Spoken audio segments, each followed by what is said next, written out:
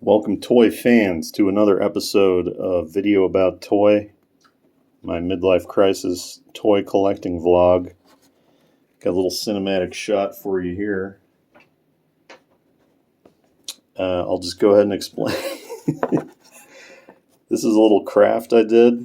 I got this whole toy line, the Dreamworks Ultraman toy line. Well, most of it. I had more of it as a child. And I don't know what happened to it. Sold off at some point, garage sale. I don't know. I got the whole damn thing boxed, all the major pieces boxed for less than $150, shipped from Hawaii off eBay a few years ago. Why doesn't anyone care about this toy line? Well, it's an Ultraman toy line from 1991, based on a show.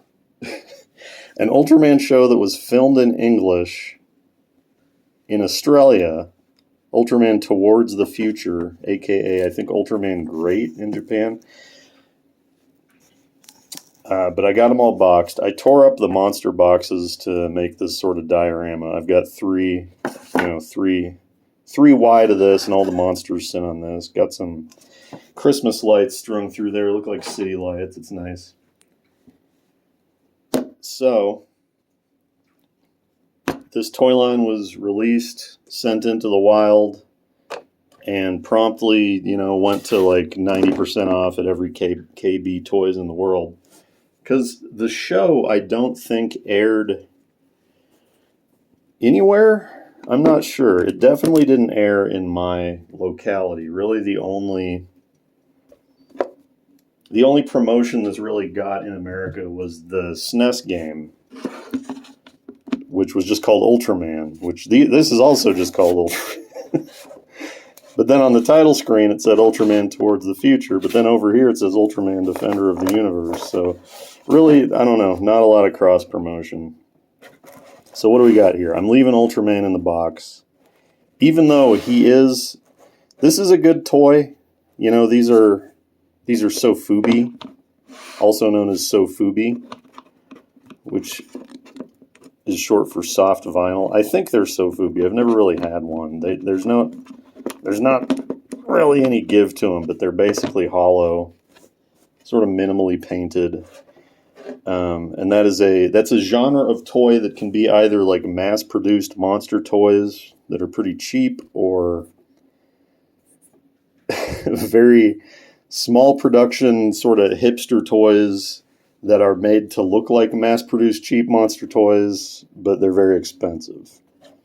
And this guy does come with a little sort of mask scale Jack Shindo, Ultraman's secret identity. What child does not want to be Jack Shindo? And a bonus Ultraman sticker. I can't find my stickers. I got them all, and I scanned them at 600 DPI, I think, so maybe I'll upload them to archive.org and put them in put the link in the description.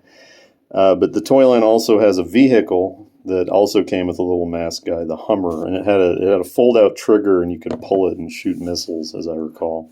I had that as a child. There's also the Saltop, this Jeep. I'm not sure the Saltop got made.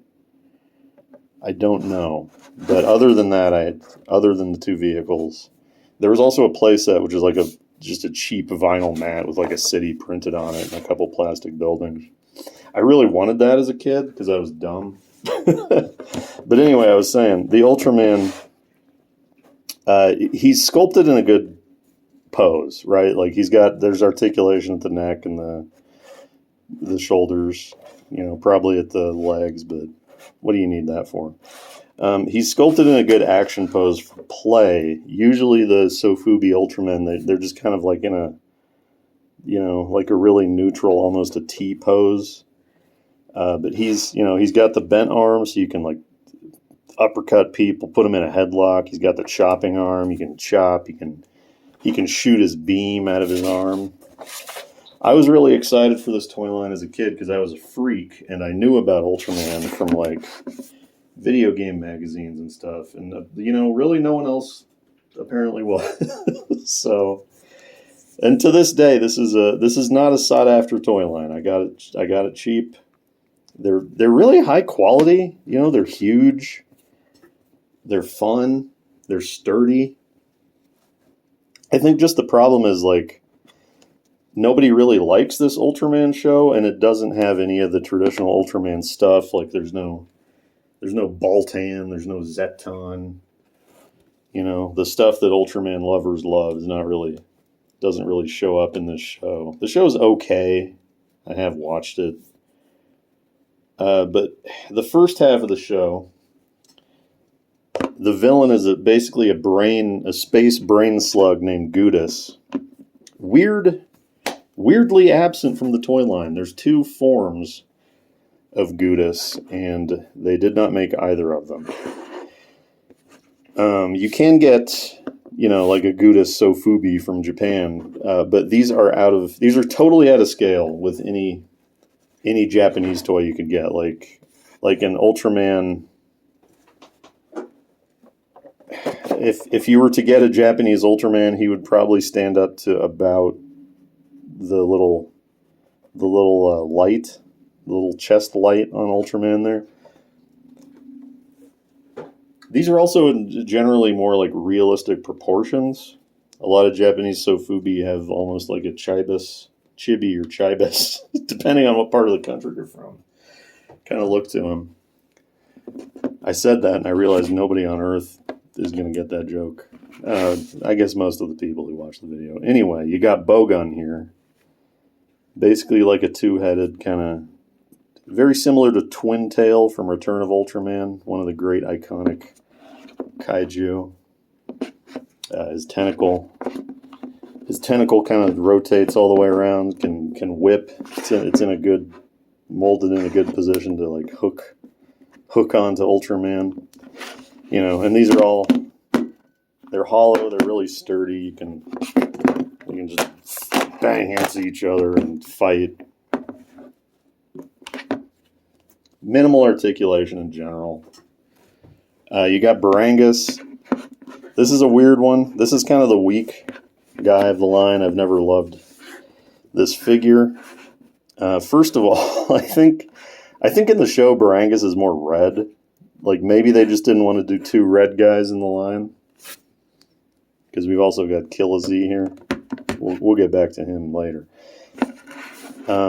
Also, I think Barangas in the show is more bipedal. Like, I think he can do quad and bi, but this guy just kind of looks like a cow in figure form.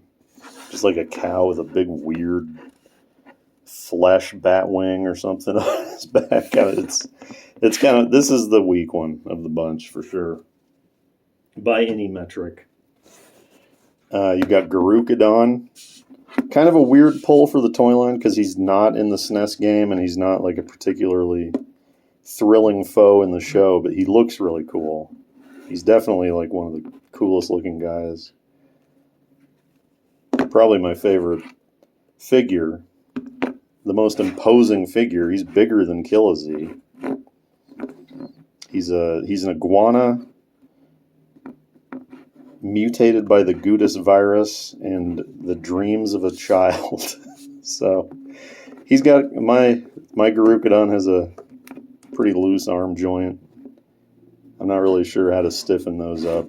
It's probably some way. And then you've got Majaba, a mutated locust. So like the first half of the show, they're dealing with Gudis and the Gudis virus, which is, you know, he's just an evil space mutant.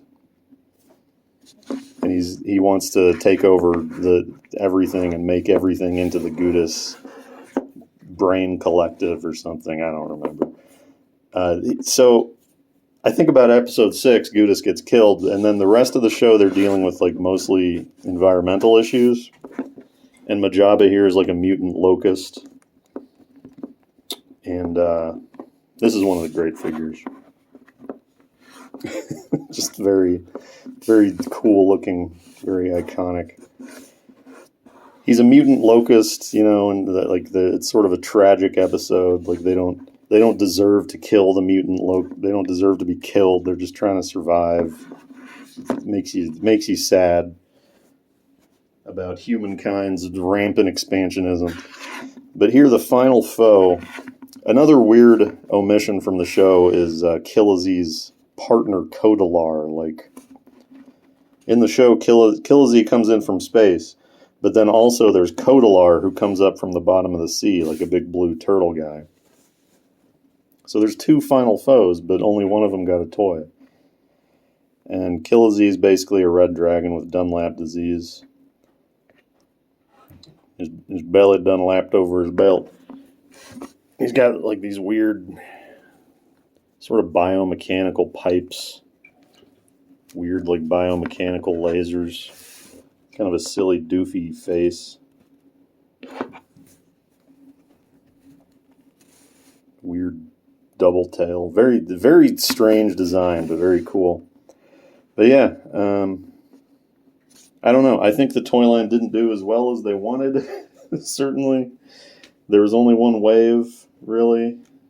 Didn't sell well. Still pretty cheap to collect. Out of scale with other Sofubi, so, if you want. Not really a great place to start a collection, but just as a standalone thing, for me it works great and I love it. That's all. I think I covered everything. Semper Toys. Be on the lookout for Dreamworks Ultraman. Oh yeah, it's Dreamworks. Is it the same Dreamworks that makes like shitty computer movies now? I don't know. I tried to look this up a while back, and it's really hard to kind of search that kind of question on the internet. Ages 4 and up. Well, we're certainly up. All right. See you later.